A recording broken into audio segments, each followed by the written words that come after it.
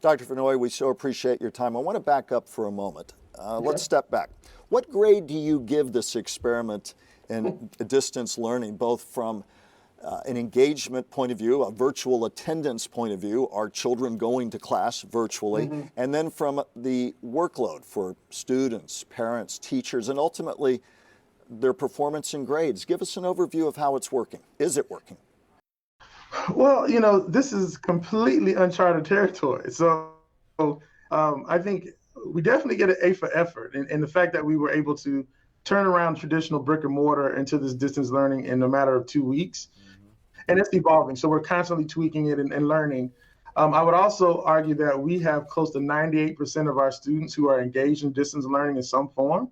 Now, there are still students out there that, through the realities of economics, not having internet access or things like that. And we're driving and finding those kids and creating packets and trying to stay engaged with them in those communities. But I think overall, nationally, we are considered one of the leaders at the front of distance learning. And most of that was because we had an infrastructure built prior to COVID-19. We actually had begun that work back during the Ebola crisis. So we just dusted off a lot of those old plans and tweaked them to this new reality. And so we're getting ready to roll out our 2.0 version with the understanding that in the fall, we're not going to dismantle our distance learning. I think families will be choosing, in some cases, to not send their kids back in building, even if we're given the all clear.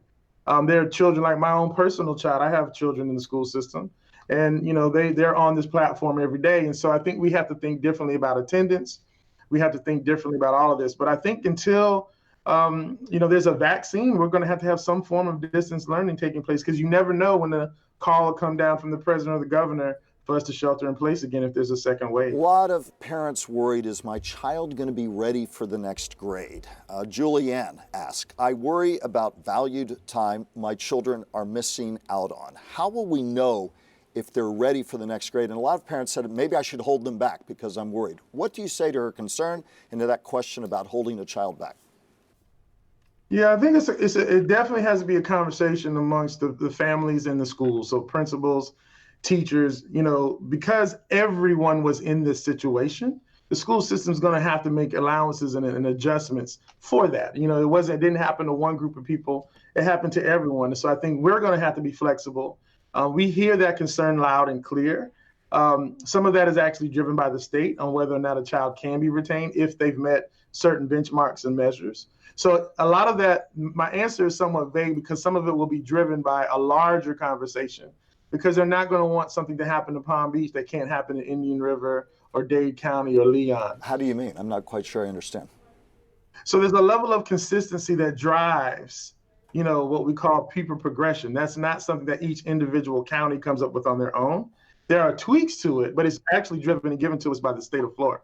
We like in our case, we added community service hours to what we call people progression. So at our last board meeting, we took that back. We don't want kids out there doing community service and making themselves unsafe. But that's just one piece that we added. But the overarching guidance is given by the state. Are you worried about too many parents holding their children back? I know there's some warning flags you have for parents about being too cautious about holding their children back from progressing. What are those? Yeah, I think there's some concern. I mean, we have not done yet a survey. We don't know what those real numbers look like. A lot of these are just conversations that people are having, but we hear them. And so we're taking that into consideration. And our academic team is working through all the possible scenarios. It could be where some kids come back. My oldest child is in the 6th grade. And if I were one of those parents, maybe he starts the year in 6th grade, but then transitions to 7th grade at the break. I don't know. Now, I'm not doing that. My child is doing very well, so he will be moving on to the next grade. But I think I think a lot of these scenarios are going to be case by case with some overarching guidance from the state and our policy-driven teams. Are you at least seeing that, I think we've touched on, but it's worth reiterating, that attendance is pretty darn good, virtual attendance, that grades are holding up, that overwhelmingly most children should be able to move on to the next grade? Is there any early sense, any early gut feeling you have from the data you're pouring through?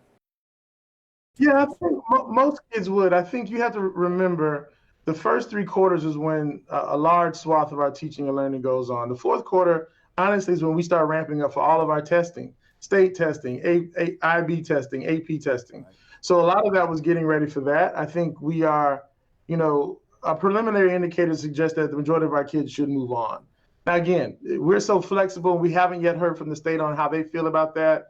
And so we are in a flexible mode to listen, but we also don't want to create, overcrowded classes in third grade if everyone decides to keep their kids held back. So our budget, our allocations of teachers are predicated on a lot of different factors.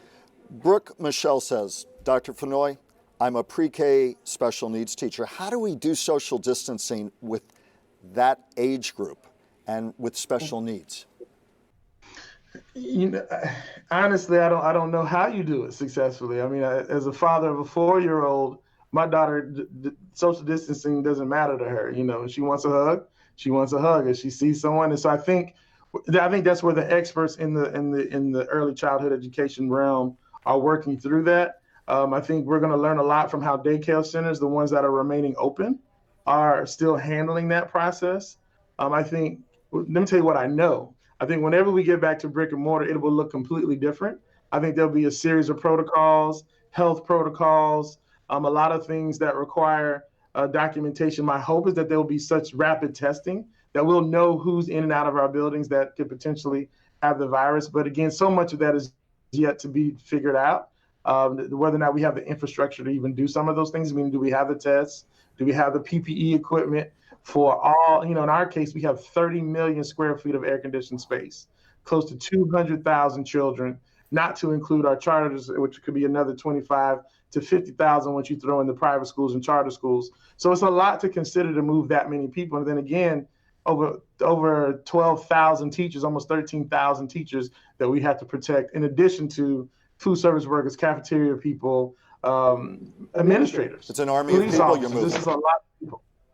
Yeah, a lot of people that we have to move in a safe manner. We have to ask ourselves questions. Are parents going to put kids on school buses? How do we protect the child on the school bus? We're going to get to that. All right, so these are all questions that are yet to be figured out.